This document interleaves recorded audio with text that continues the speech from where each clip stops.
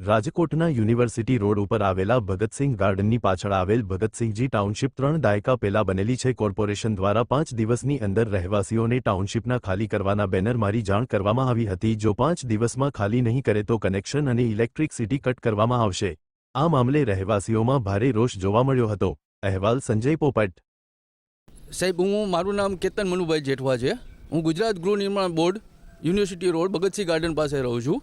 Sir, આજે આ લોકો દર વર્ષે ચોમાસા પહેલાં આવીને અમને બોર્ડ મારી જાય છે અને દર વખતે અમે રજૂઆત કરી છે કે સર અમે અમારી રીતના રિપેર કરાવવા તૈયાર છીએ, તો અમારી આગળ સ્ટ્રક્ચર રિપોર્ટ માગે છે। પણ સર, અમે આજે એટલા 35 વર્ષથી અહીંયા રહી છીએ, તો સાહેબ અમને સ્ટ્રક્ચર રિપોર્ટ કોણ આપે? આજે અમે અમારી જાત મહેનત બધે 200-500 રૂપિયા હાજરીમાં કામ કરે છે, છતાં અહીંયા ગમે એમ કરીને એડજસ્ટ કરે છે। અમે કોર્પોરેશનનો વેરો છે, લાઇટ બિલ છે કે ગુજરાત ગૃહ નિર્માણ બોર્ડના પૈસા છે, બધું ટાઈમસર રેગ્યુલર ભરી છે કે કોઈ એવું નથી, બરાબર? છતાં આવી રીતના અમને અને આજે જે અલ્ટિમેટ આપ્યું છે કે 5 દિવસમાં વીજળી જોડાણ અને નળ કનેક્શન તમારું કાપવામાં આવશે અને ઘર ખાલી કરી નાખો।